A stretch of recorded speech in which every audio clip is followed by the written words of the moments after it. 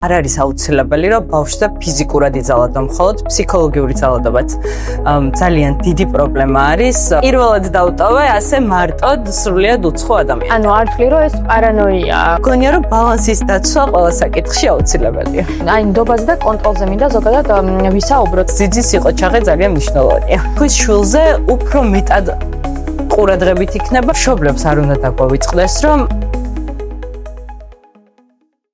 მოგესალმებათ დედების პოდკასტი, ეს ჩვენი მე-15 ეპიზოდია. დღეს ვსაუბრობ ძალიან ემოციურ და ხმაურიან თემაზე, ძიძებთან ურთიერთობაზე, იმ შიშზე, პრობლემებზე, რაც ხშირად მშობლებს უჩნდებათ ხოლმე ბავშვების დატოვებისას. მთავარი კითხვა არის ეს რეალურად რას ვაკეთებთ იმისათვის, რომ ბავშვები დაცულები იყვნენ. დღევანდელი ჩვენი გადაცემის სტუმარი არის ჟურნალისტი ნინუცა როსტიაშვილი. ნინუცა, მოგესალმებით. შეგახსენებ, რომ ჩვენი გადაცემის სპონსორი არის ნუტრილაკი, უშაქრო და ორგანული ფაფები, რომელიც დამზადებულია clean label სტანდარტით. ნუტრილაკის ფაფები ერთადერთია ქართულ ბაზარზე, რომელიც მზადდება ბურღულის მთლიანი მარცვლით. არის უშაქრო და გემრიელი. ნუტრილაკი მშობლებს თავაზობთ უალტერნატიულ საკვებს პატარებისთვის, რომელიც უზრუნველყოფს არა მარტო ჯანსაღ ფიზიკურ განვითარებას, არამედ პასუხისმგებელია ინტელექტუალურ და ემოციურ ფაქტორზე. უნდა ვთქვა, რომ ნუტრილაკი ჩემი პატარა საყვარელი ფაფაა, სხვათა შორის აქამდე ძალიან ბევრი სხვა ბრენდის ფაფა შევთავაზე ალექსანდრეს, თუმცა არც ერთი მათგანი არ მიიღო და ბოლოს მივაგენით ნუტრილაკს, რომელთან ერთადაც იზრდება. ძალიან სასიამოვნო, გვიხარია რომ მოგწონთ ნუტრილაკი. მინდა გადავიდე მთავარ თემაზე, რაც შეეხება და რაზეც ქონდა წინა სიტყვა ძიძებთან დაკავშირებით. დღეს ძიძებზე ძალიან ბევრი ისტორია გვესმის და თუ გაქვს რამე მსგავსი ტიპის ისტორია, რო გითხრა. ნამდვილად და რაღაცნაირად ისე მოხდა, რომ ბოლო წლებში აქტუალური გახდა ძიძების საკითხი, არ ვიცი ეს რატომ მოხდა, ალბათ მაინც იმიტომ, რომ ჩვენი მშობლების თაობა იმდენად დატვირთულები არ იყვნენ სამსახურში, როგორც ახლა თანამედროვეობაში ხდება და რაღაცნაირად ეს ძიძის პროფესიაც შეიქმნა. ბუნებრივია იქიდან გამომდინარე, რომ მეც არაერთი სამსახური მაქვს, დამჭირდა რომ ყოველდა ძიძა და ყოველთვის ჩემი გარშემო მყოფებისგან მესმოდა სამწუხაროდ ცუდი ინფორმაციები, ცუდი ფაქტები და მეც ვიყავი ძალიან შეშინებული. სწორედ ამიტომ დავიწყე დროზე ადრე ძიძის მოძიება, იქამდე სანამ დეკრეტულ შებულებას დავასრულებდი და თავიდან როგორც ხდება ხოლმე საახლობლო სივრცეში. ამ გადმოსახედიდან მინდა ვთქვა, რომ არ არის კარგი მეთოდი, როცა ახლობლისგან პოულობ ძიძას, იმიტომ რომ მგონია, რომ მაინც პატარა შეზღუდვები გაქვს და ისე მეტად ვერ ხარ თამამად და ვეღარ თხოვ იმას, რაც გინდა რომ თქვა ძიძისგან მიიღო. მე უნდა ვთქვა, რომ ძალიან გამიმართლა, იმიტომ რომ სრულიად უცხო ადამიანი შემოუშვით ჩვენს ოჯახში და აი ცოტა რთული იქნება ახლა რომ ბებოებს შევატარო, მაგრამ არანაკლებ უყვართ მოკლედ ჩემი პატარა.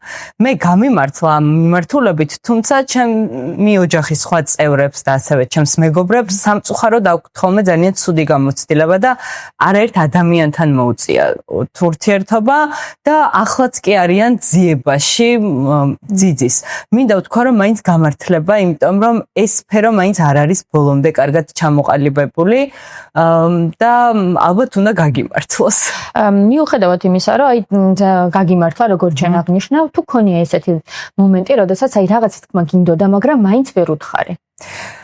იცი არის, ზოგადად ალბათ ეს ჩემი ბუნებიდან გამომდინარე ხდება, არ მერიდება რაღაცის თქმა და ცოტა სხვანაირად უყურებ ამ საკითხს. ჩვენ ცხოვრობთ თითოეული ადამიანი, რომელიც ვართ დასაქმებული, პასუხისმგებლობა გვაქვს ჩვენს ზემდგომებისგან, ხო? იგივე ის უფროსი იქნება, ხელმძღვანელი თუ ასე შემდეგ. და ჩვენს პასუხისმგებლობა გვაქვს ერთგვარი აღებული, რომ ის საქმე, რასაც ხელს მოვკიდებთ, უნდა შევასრულოთ 100%. მგონია, რომ ასევე არის ძიძის შემთხვევაშიც, რომ მას ოჯახის მისამართით აქვს პასუხისმგებლობა აღებული, თანაც ყველაზე მნიშვნელოვანი, იმიტომ რომ როდესაც საკუთარ შვილს ეხება საქმე, ალბათ ამაზე იქით ყველაზე მნიშვნელოვანი საქმე ადამიანს არ გაგაჩნია ცხოვრებაში. შესაბამისად, მე მირჩევნია, რომ თუ რაიმე არ მომეწონება, ჩემთვის კი არ დავიტოვო, იმიტომ რომ ის უთქმელად არ გამოსწორდება. მე არ მჯერა, რომ თუ ამას არ ვიტყვი, ეს ისედაც მოგვარდება. მირჩევნია, რომ თავიდანვე ვუთხრა, რომ მოდი ესე კი არ გავაკეთოთ, ასე მირჩევნია და მოდი ესე გავაკეთოთ. აი ჩემს გარშემო ყოფილა ხოლმე რაღაცა ძალიან ძიმე ისტორიები ძიძასთან და ბავშვთან ურთიერთობაში. ხშირად გვსმენია ხოლმე, როდესაც აი ქუჩაში ნახავენ ხოლმე რაღაც არასასურველ ქმედებებს, ესე ვთქვა, ძიძების ხრონში. შენს გარშემო თუ ყოფილა მსგავსი სიტუაცია, მსგავსი თემა და კი, ყოფილა და გამიგია მეც არაერთი ფაქტი, იგივე იქნებოდა ეს ძალადობა და არ არის აუცილებელი, რომ ბავშვზე ფიზიკურად იძალადო, მხოლოდ ფსიქოლოგიური ძალადობაც ძალიან დიდი პრობლემა არის. გამიგია სამწუხაროდ ჩემი ესე ვთქვათ მეგობრებისგან, რომ მიუხედავად იმისა, რომ სახლში ეყენათ კამერები, როდესაც მშობელი გადიოდა ოჯახიდან, ძიძა აბსოლუტურად სხვა ადამიანი ხდებოდა. ხოლო ცქროლავდა, ბავშვი იქვე იყო, რაღაცებს ეპოტინებოდა, არ აქცევდა ყურადღებას, რამდენჯერმე თქვა წაიქცა კიდევაც, რამაც ტრავმაც კი მიაყენა პატარას. არ ვიცი, თან როცა იცის ძიძამ რომ კამერა აყენია ოჯახში, ესე ადამიანი როგორ უნდა შეიცვალო თავიდან ბოლომდე. მართალი არ მესმის, თუმცა ესეთი ფაქტები სამწუხაროდ არაერთი არსებობს. იცი რა, ზოგადად შენ ხა აღნიშნავ, რომ ძალიან კმაყოფილი ხარ შენი ძიძა რაღაც, მაგრამ ხშირ შემთხვევაში აი კამერაზე მინდა ზუსტად რომ ჩაგეკითხო, ესე ვთქვათ, შენ თუ გიყენია სახში კამერა და თუ აკონტროლებ, მაინც მიუხედავად იმისა, რომ ნდობის ფაქტორი გაქვს. მიყენია კი და რაც ყველაზე მნიშვნელოვანი არის, ანუ კამერა ოჯახში არ უნდა ეყენოს შეფარვით და ძიძამ აუცილებლად უნდა იცოდეს ამის შესახებ, იმიტომ რომ ეს უკვე საკანონმდებლოდაც ისჯება. როდესაც გასაუბრებაზე გვყავდა ჩვენი ძიძა, მე თავიდანვე ვუთხარი, იმ პერიოდში არ მეყენა კამერა, იმიტომ რომ მხოლოდ ოჯახის წევრები ვიყავით და ვუთხარი, რომ მე ვაპირებ, რომ ოჯახში კამერები მქონდეს და სხვათა შორის ჩემი ძიძისგანაც მზაობა იყო, იმიტომ რომ ესეთი რამე მითხრა, რომ მე თვითონო ძალიან შიშარა ვარო და მეც კი მირჩევნია, რომ გეყენოს ოჯახში კამერა, იმიტომ რომ თუ რაიმე გაუთვალისწინებელი შემთხვევა იქნება, თავად ნახავ თუ რა როგორ მოხდა. შესაბამისად, აქაც ესე ვთქვათ, შეთანხმებას მივახციეთ, რომ ორივე ჩვენგანისთვის უმჯობესია, რომ სახლში ეყენოს კამერა. თუმცა ეს კამერა არ გულისხმობს იმას, რომ მე 24 საათი ვსივარ, ვუყურებ ტელეფონს თუ რას აკეთებს ჩემი შვილი. არის რაღაცა მომენტები, როცა ვთქვათ, მომიწია, რომ ღამეც დამეტოვებინა მასთან, იმიტომ რომ მე ქალაქში არ ვიმყოფებოდი, არც ერთი ოჯახის წევრი და რამდენჯერმე უბრალოდ ჩავხედე თუ რას აკეთებდა ჩემი შვილი. ეს არ იყო იმ მიზნით, რომ მენახა ახლა ძიძა კარგად ექცევა ჩემ შვილს თუ არა, იმიტომ რომ მე მაინც მგონია, რომ მშობლები ძალიან ყურადღებიანები ვართ და რაღაცნაირად მაინც განწყობას ხვდებით იმ ადამიანის, თუ რა განწყობით არის ჩვენი შვილის მისამართით, ესე ვთქვათ, განწყობილი. შესაბამისად, კამერა მაინც მგონია, რომ საჭირო არის და ეს სრულებით არ უშლის, ესე ვთქვათ, ნდობას ხელს. შენ პირადად ჩახედე ბავშვის გამო, ესე ვთქვათ, როგორც შენ აღნიშნე. ეს უფრო პირადად შეხედე არ მას, შეგაწყვეტინებ, იმიტომ რომ პირველად დავტოვე ასე მარტოდ სრულიად უცხო ადამიანი. ანუ არ თვლი, რომ ეს პარანოია, რეალურად უბრალოდ თვლი, რომ ყურადღება ბავშვის მხრივ. შენ შემთხვევაში სხვა ადამიანთან დაკავშირებით თუ ფიქრობ ეგრე, რომ ანუ ზოგი მართლა ყურადღებით არის შვილის მხრიდან თუ ძიძას აკონტროლებს და უბრალოდ პარანოია აქვს. იცი რა არის, მგონია რომ მშობლები, რომლებიც ძიძის გამო უყურებენ კამერებს, მათ ამის მიზეზიც აქვთ და ამის უფლებაც აქვთ, რომ რა თქმა უნდა სახლში კამერა იმიტომ აყენია, რომ თუ დაგჭირდა ჩავიხედოთ ხომ? და მხოლოდ სახლში არა, ჩვენ სამსახურში რომ ვმუშაობთ, ყველგან აყენია კამერები, იმიტომ რომ რაღაცნაირად მაინც უსაფრთხოების ნორმებისთვის საჭირო არის. შესაბამისად, კი არსებობენ დედები, რომლებიც ზედმეტად ჩართულები და მზრუნველები არიან, არ ვიცი, შეიძლება ვიღაცას უცნაურად მოიჩვენოს ჩემი საუბარი, მაგრამ მგონია რომ ბალანსის დაცვა ყველა საკითხში აუცილებელია. ეხლა გითხარი, შენ რო იპოვე კარგი ძიძა, ჩვენ როგორ ვიპოვოთ კარგი ძიძა?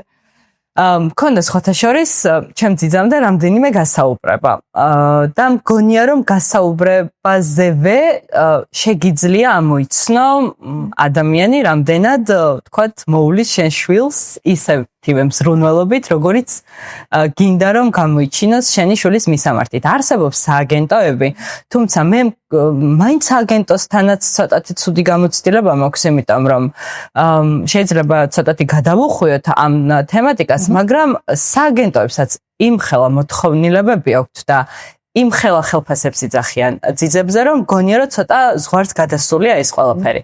რაღაცნაირად ისე გამოდის, რომ ძიძა შენ კი არ უნდა მოგერგოს, იქით უნდა მოერგო მას და ანუ ძიძა არის ადამიანი, რომელსაც შენიშული ბოლომდე უნდა ანდო, ხო და რაღაცნაირად დედის მზრუნველობაც გადაიტანოს მასზე. ამიტომ აქაც მგონია რომ მშობელი მაინც უფრო მეტად არის პრიორიტეტული ამ საკითხში, თუმცა რა თქმა უნდა ძიძასაც თავისი უფლებები აქვს, თავისი მოთხოვნები აქვს და ყურადღებიანი მშობელი მგონია რომ კარგ ძიძასაც პოულობს. აი, ეს კონტროლი ცოტა ცუდი სიტყვა, მაგრამ მაინც როგორ უნდა ვაკონტროლოთ ძიძა? პირველი ალბათ, კამერები ძალიან კარგი გამოსავალია, მაგრამ მგონია რომ არ აქვს მნიშვნელობა ბავშვი საუბრობს თუ არ საუბრობს, რა ასაკში არის, მგონია რომ ბავშვიც თავად გეუბნება თუ რამდენად კომფორტულად გრძნობს თავს. იმიტომ რომ ჩვენს შემთხვევაში მაგალითად, როდესაც ჩვენი უსაყვარლესი ირმა მოდის ხოლმე ჩვენთან და ალექსანდრა ხვდება ხოლმე ღიმილით, ხელს უქნევს, მაშინ მიდის მასთან, ეხუტება და ასე შემდეგ, ანუ ეს უკვე მარტივად მისახვედრია, რომ მასთან როცა მე იქ არ ვარ, ბავშვი კარგად გრძნობს. ასევე არის ხოლმე, როდესაც მას ვაცილებთ, ხელს უქნევთ და შემდეგ უკვე ჩემთან არ გაჩვენების მომენტი მაგ დროს. არა, ხო, არ ვარ, რაღაცნაირად მგონია, რომ ძალიან დაბალანსებული მშობელი ვარ, იმიტომ რომ ეჭვიანობის მომენტი არ მაქვს არც ბებიების მისამართით, რომლებიც ძალიან ჩართულები არიან სანდროს აღზრდაში, არც ძიდის მისამართით, პირიქით მგონია, რომ რაც უფრო მეტ მზრუნველობას და სითბოს გამოიჩენენ ჩემი შვილის მისამართით, ეს უფრო კარგია და დედას ვერავინ ვერ შეცვლის. მე სხვადასხვა მიხარია ამას რომ ამბობ, იმიტომ რომ ყოფილა ბევრი შემთხვევა ჩემ გარშემო გამიგია, როდესაც აი რაღაცა ზედმეტი ყურადღება ბავშვს გადაუტანია ძიძაზე, დედას არ სიამოვნებს და მე ძიძა გამოუცვლია. მგონია რომ ეს დედის პრობლემაა და არა ძიძის. მეც ალბათ ეგრე ვფიქრობ. ალბათ მოდი, აი ნდობაზე და კონტროლზე მინდა ზოგადად ვისაუბროთ. აი მთავრდება ნდობა და იწყება კონტროლი. როცა უკვე შენი შვილი უთქმელადაც გეუბნება, რომ რაღაც რიგზე ვერ არის, მან და ალბათ საჭირო არის სწორედ ეს კონტროლი ჩავხოთ. რას ნიშნავს უთქმელად საუბარი, რომ რაღაც ვერ არის? აი რას გულისხმობ, რომ გავშალოთ ეს? აი მე ვახსენე, რომ როცა ჩვენი ძიძა მოდის ხოლმე თქო, ალექსანდრე მაშინა ძალიან სიხარულით მიდის მასთან. სხვა შემთხვევაში მას რომ არ მოწონდეს ხომ, თავისი აღმზრდელი მოიქცეოდა სრულებით სხვანაირად. ანუ ფსიქოლოგიურ ჭრილში შეგვიძლია ამაზე ვისაუბროთ და სპეციალისტი რა თქმა უნდა უკეთ ისაუბრებს ამ თემაზე, თუმცა მშობლის გადმოსახედიდან თუ ბავშვი დათრგუნულია, თუ უაზროდ ტირის, თუ რაღაცნაირად ვერ ისვენებს, ეს ის ნიშნებია, რომლითაც უნდა მიხვდე ალბათ მშობელი, რომ რაღაც რიგზე ვერ არის და აქ საჭირო არის კონტროლის, ესე ვთქვათ, მაქსიმალურად მაღალ საფეხურზე აყვანა. ნინუცა, რას ნიშნავს ბავშვის უსაფრთხოება ყოველდღიურობაში?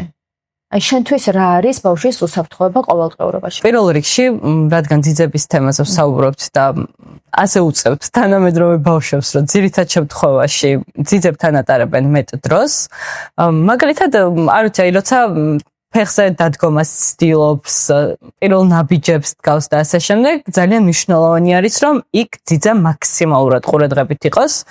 ახალი წლის პერიოდია, ნაძვისხები გვიდგას მაგალითად სახლში და ჩემო შვილმა უკვე პირველი სათამაშო გატეხა. თუმცა ის რომ მარტო ყოფილიყო ნაძვისხეს და შეიძლება და ის საერთოდ გადმოეგდო და რაღაცა დაეშავებინა, ხო? იქიდან გამომდინარე, რომ ანუ იქვე ყავდა ძიძა, ძალიან მარტივად აღმოიფხვრა ეს პრობლემა და არაფერი არ დაუზიანებია. შესაბამისად, ბავშვი ისეთი საკითხი არ აქვს მნიშვნელობა, რამდენი წლის არის, რამდენი თვის არის.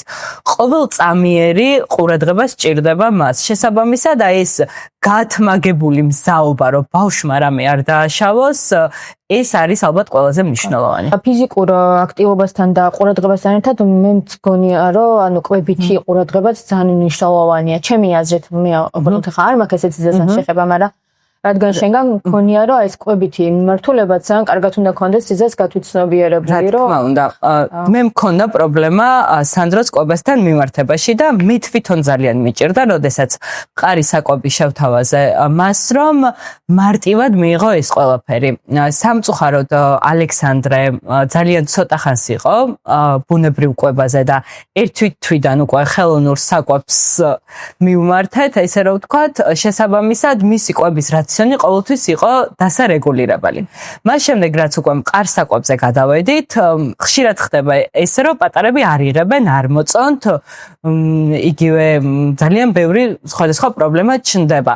თუმცა ჩვენი ძიძა ისეთი ყოჩაღი აღმოჩნდა და ისეთ გემრიელ პიურებს უკეთებს ხოლმე სახლში, რომ ძალიან მარტივად ასწავლა, ესე ვთქვათ, ამ კვების რაციონის მიღება. გარდა ამისა, ჩვენ ვსაუბრობთ ნუტრილაკზე, ხო? გულწრფელად ერთადერთი იყო ნუტრილაკის ფაფა, რომელსაც ბავშვი ყველაზე მარტივად ჭამდა და პირს გვიღებდა სრულიად უპრობლემოდ. თუმცა ძიძის ფაქტორი აქაც ძალიან მნიშვნელოვანი იყო, იმიტომ რომ დღის განმავლობაში დედა სახლში არ არის. ყველაზე მნიშვნელოვანი ნაწილი, როცა ბავშვმა კვების რაციონი უნდა მიიღოს, ბავშვი ატარებს ძიძასთან ერთად და აქაც ძიძის სიყოჩაღე ძალიან მნიშვნელოვანია. გვიხარია რომ ნამდვილად ესე მოგწონთ ჩვენი საკვები. თავიდან როცა საუბარი დავიწყეთ, მაშინ მახსოვს აღნიშნე შენ ესეთი რაღაცა, რომ აი როცა ძიძას ეძებდი, ხან ახლობლობი, მე სხვადასხვა რაღაცა ესე ვთქვათ, ეტაპები გაიარე, კეიგზები გაიარე ამ ძიძის პოვნაში. ზოგადად საქართველოში როგორც მაშინ აღნიშნე, თავიდან როცა დავიწყეთ საუბარი, არ იყო ეს ძიძის ესე ვთქვათ, არც პროფესია არსებობდა, არც რატომ, იმიტომ რომ მაშინ ჩვენი დედები ესე ვთქვათ და ჩვენი ბებოები თავად გვიზრდიდნენ და ესე ეხა უკვე დღევანდელობაში ძალიან აქტუალური თემაა ეს, იმიტომ რომ ყველაფერი შეიცვალა ესე ვთქვათ, თანამედროვე დედა მუშაობს. როგორ ფიქრობ, მე ძალიან ცოტა შემთხვევა გამიგია, რომ აი გადამზადებული ძიძა მე ვფიქრობ, რომ ეს ძიძები უნდა გადამზადდნენ და რაღაც ეტაპები უნდა გაიარონ ამ გზამდე. შენ როგორ ფიქრობ, ან უნდა იყოს ეს თუ მაინც სახლობლის მხრივ ესე ვთქვათ ნაპოვნ ძიძას ვენდოთ და მივანდოთ ჩვენი შვილები? პირველ რიგში მე მგონია, რომ ქალი, რომელსაც ყავს ძალიან კარგი შვილები გაზრდილი თავის დროზე, ძალიან კარგად შეუძლია სხვისი შვილის გაზრდაც. რაღაცას ჩაგეკითხებ. ძიძები ხშირ შემთხვევაში არიან ცოტა ესე ვთქვათ, ალბათ 40 მოდ გადაცილებული ქალები, რომელსაც ხშირ შემთხვევაში უკვე გაზრდილი ყავთ ეს ბავშვები. მე ხშირად მაქვს მე შემთხვევა, რომ რაღაცა ეს ეტაპები, როცა გაზარდეს ეს ბავშვები, გაიარეს და ბევრი რაღაცა დავიწყებული აქვს. თავიდან იწყებენ ამ ყველაფერს. მაინც მე მგონია, რომ მიუხედავად იმისა, რომ გაზარდეს ან კაი შვილები, მაინც ის არ არის, რაც უნდა იყოს, როცა ამ პროფესიას ეუფლები, ესე ვთქვათ. კი ბატონო, ჩვენ ვსაუბრობთ ანუ თემაზე, უნდა გადამზადდნენ თუ არა ძიძები და უნდა ისწავლებოდეს თუ არა, ასე ვთქვათ, უხაიშად რო ვთქვათ, ძიძის პროფესია. რა თქმა უნდა, ძალიან კარგი იქნება, რომ რაღაც მსგავსი კურსები არსებობდეს და ძიძებიც სწავლობდნენ ამ პროფესიას. თუმცა მე მაინც მგონია, რომ თუ ძიძას გაზრდილი ყავს ძალიან კარგი შვილები, მას ასევე მარტივად შეუძლია სხვისი შვილის გაზრდაც და თან თუ ძალიან პასუხისმგებლიანი ადამიანი არის, მგონია რომ სხვის შვილზე უფრო მეტად ყურადღებით იქნება, იმიტომ რომ სხვისი შვილის პასუხისმგებლობა აქვს ხომ თავის თავზე აღებული. თუმცა რა თქმა უნდა, არ გამორიცხავს რომ ვთქვათ დედაც იყოს ცუდი ძიძა, ხო? ამ შემთხვევაში ალბათ კარგი იქნება რაღაც კურსები რო არსებობდეს, რის მიხედვითაც უფრო მარტივად გაართმევენ თავს ამ პროფესიას და ძალიან მნიშვნელოვანი არის უსაფრთხოება. პატარებთან გვაქვს ხო საქმე და ელემენტარულ შეიძლება რაღაც გადასცდეს ბავშვს. არ უნდა დაიბნეს, უნდა იცოდეს ვთქვათ აი ისეთ კრიტიკულ მომენტში როგორ უნდა იმოქმედოს მან. ისეთი არის რა, ესეც საკამათო საკითხი არის. მე მგონია რომ ამ შემთხვევაშიც გამიმართლა, იმიტომ რომ ჩემს ძიძას ყავს 2 შვილი, არის 48 წლის. მგონია რომ ის საკითხ არის იდეალური, იქიდან გამომდინარე რომ კიდევ მინდა რომ მომავალში სხვა შვილებიც მყავდეს, ჯერ ერთი შვილის დედა ვარ, შესაბამისად გრძელვადიან პერსპექტივაში ვხედავ მას ჩვენს ოჯახში. და მგონია რომ ყველაფერს თავს კარგად გაართმევს. მე მიხარია რომ ესეთი კარგი გამოცდილება გაქვს შენ ძიძის მიმართულებით, ესე ვთქვათ. მინიმალური სტანდარტი, რაც შეიძლება აი ძიძას ჰქონდეს, შენი აზრით რა არის?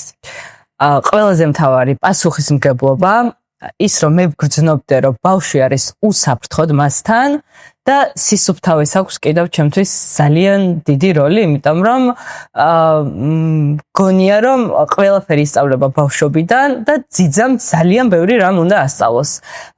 აქვე აუცილებელია რომ ბავშვი თავისთვის არ იზრდებოდეს და განსავითარებელი სათამაშოები და რაღაც თამაშები შესთავაზოს მას.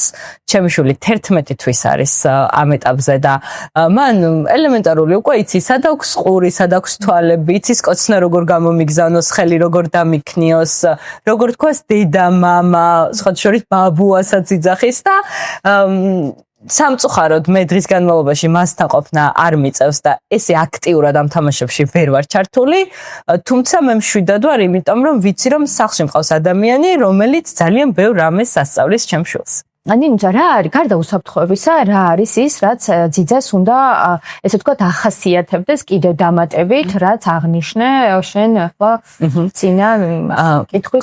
მგონია რომ კეთილგანწყობა არის ძალიან მნიშვნელოვანი და როცა ადამიანი შენს ოჯახში შემოდის, მხოლოდ სამსახურად არ უნდა აღიქვავდეს ამ ყველაფერს, უნდა იყოს ბავშვის მისამართით ძალიან კეთილგანწყობილი, უნდა უყვარდეს და უხაროდეს ამ პატარასთან მოსვლა.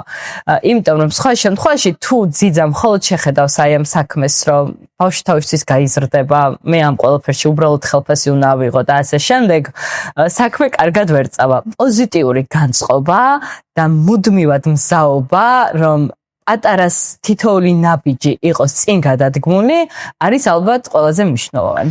ჩვენ ძალიან ბევრი ვისაუბროთ ძიძის მხრიდან, ესე იგი ჩვენი მხრიდან ძიძის დამოკიდებულებაზე, პასუხისმგებლობაზე.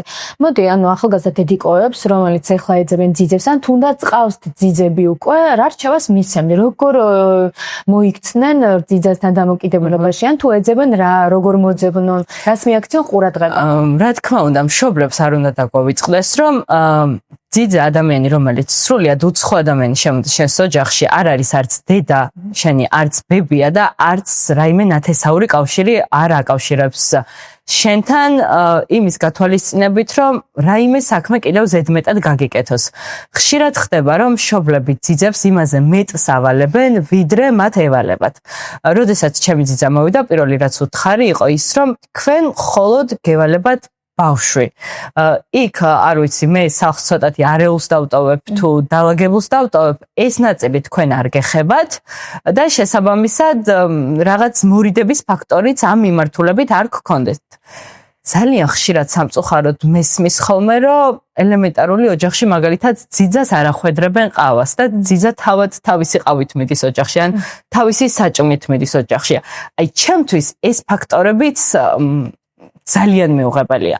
შესაბამისად, თუ გვინდა რომ ჩვენი ძიძა პოზიტიურად იყოს ჩვენი მისამართით, ხომ განწყობილი, ასევე პირობები უნდა დავახვედროთ ისეთი, რომ მასაც უხაროდეს აი ამ საქმის კეთება. და ეს ერთგვარად აი ორმხრივი ურთიერთობა არის და ბალანსის დაცვა არის ძალიან საჭირო. ის არ არის ჩვენი ბიძაშვილი, რომელსაც შეუძლია რომ თუნდაც უფასოდ კიდევ რაღაც დამატებით გვიკეთოს. ეს არის ჩვეულებრივი სამსახური, უბრალოდ ცოტათი სპეციფიური, რომელიც კიდევ სხვა თვისებებს მოითხოვს. ნინუცა, ძალიან დიდი მადლობა ესეთი გულწრფელი პასუხისთვის. მე გილოცავ ახალ წელს, გისურვებ წარმატებებს, ბედნიერებას, ყველას გილოცავთ ახალ წელს. და გისურვებთ, რომ თქვენთვის სასურველი ძიძები გეპოვოთ. გიერთდები აუცილებლად, ვილოცავ თქვენს მაყურებელსაც და გისურვებთ, რომ რაც შეიძლება დიდი რეიტინგი მოიტანოს 2026 წელს, იმიტომ რომ დედების და ზოგადად მშობლობის თემა ძალიან მნიშვნელოვანი არის და კარგია რომ მსგავს საკითხებზე საუბრობთ. ძალიან დიდი მადლობა.